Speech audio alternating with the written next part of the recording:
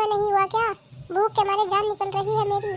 सुबह के 10 बजने को आए हैं और इस महारानी को अब तक इतनी फुर्सत नहीं लगी कि बेचारी बूढ़ी सास को एक कप चाय पिला दे या नाश्ता दे दे। मेरे तो भाग ही फूट गए हैं। पता नहीं कैसे पाप किए थे जो मुझे इसके जैसी बहू मिली है। सबकी बहुएं सुबह 4 बजे उठकर अपने काम में लग जाती है और ये महारानी तो सोकर ही सुबह के 7 बजे उठती है। पता नहीं अपने मायके में भी ऐसे ही उठती थी क्या? राम जाने क्या होगा इस लड़की का। माँ जी, मैं वो इनके कपड़े प्रेस कर रही थी तो इसीलिए मुझे खाना लाने में देर हो गई। ये बहानेबाजी तो किसी और के सामने जाके चलाया कर। मुझे सब पता है तू किचन में किस टाइम जाती है और किस टाइम आती है। ऐसी आँख फाड़ फाड़ के क्या देख रही है? क्या मैं तुझे जानती नहीं हूँ? कामचोर कहीं की। सुबह सोकर तो तू 8 बजे उठती है और कहती है खाना बनाने में देर हो गई। अब यहाँ पर रख भी दे या मेरे सर पर लेकर ही खड़ी रहेगी इसे। मैं कितना भी अच्छा काम कर लूँ, कितनी भी कोशिश कर लूँ, लेकिन मम्मी जी को तो कुछ अच्छा लगता भी नहीं है। हर बात में कमी निकालने की आदत सी हो गई है।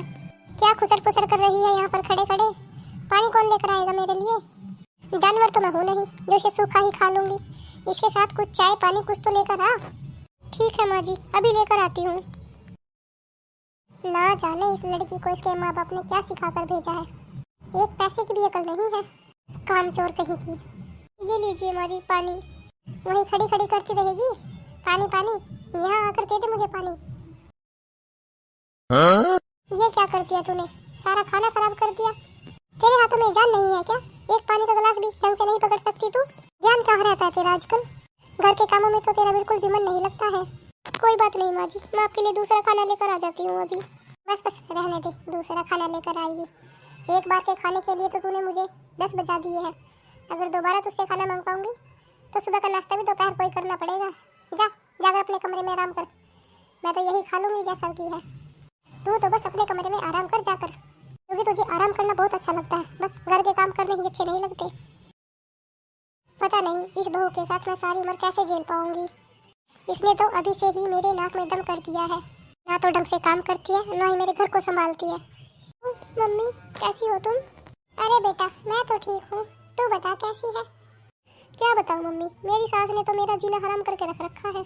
सुबह शाम बस ताने ही ताने देती रहती है। कभी कुछ कहती है तो कभी कुछ कहती है। मम्मी अब मुझसे सहन नहीं होता, आप ही बताओ मैं क्या करूँ।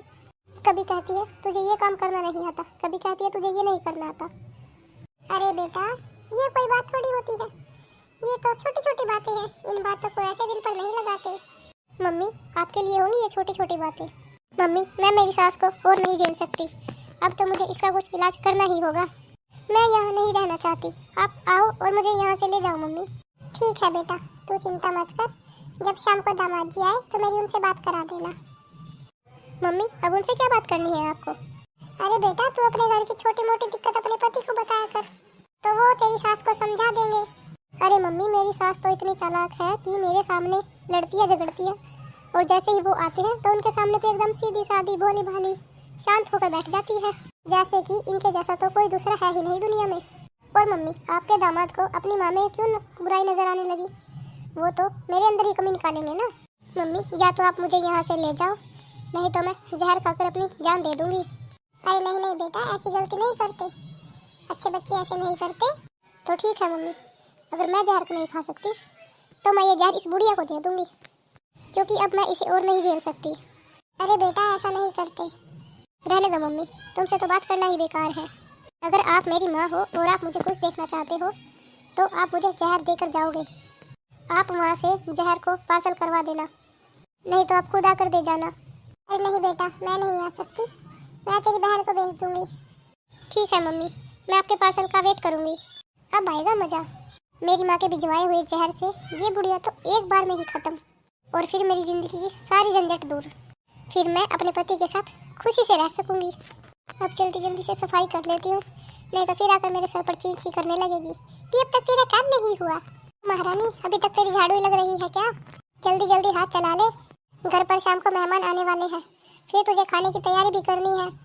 और हाँ सुन, तेरी माँ का फोन आया था, वो कह रही थी कि तेरी छोटी बहन आने वाली है शाम को, तो उसके लिए भी खाना बनाने ला।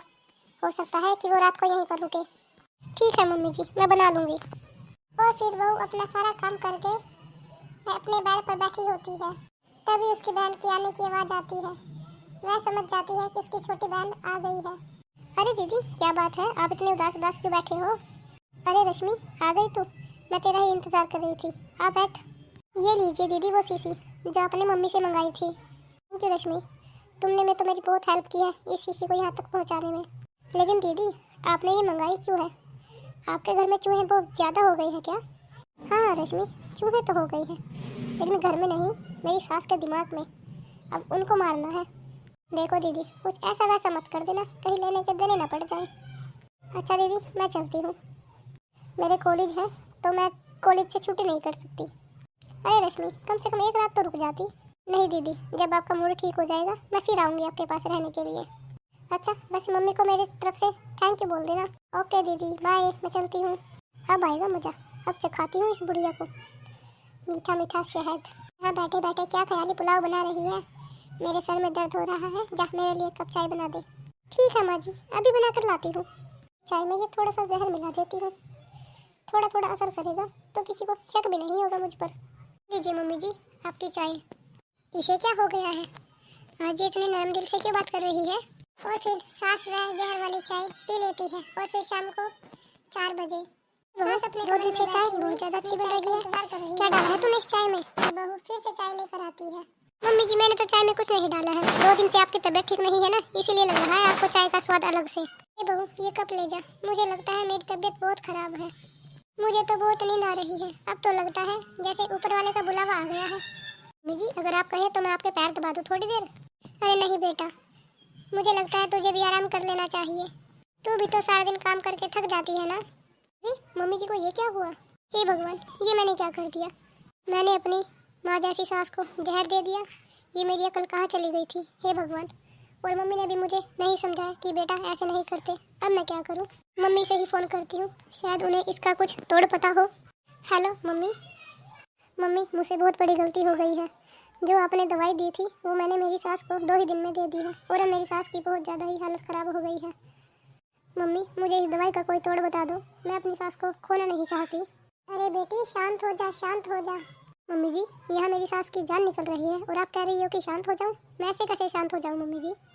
अरे बेटा तूने जो दवाई दी है वो कोई जहर नहीं है, वो तो मैंने बस तुझे थोड़ी सी एंटीबायोटिक दवाई दे दी थी जहर वाली शीशी में डालकर।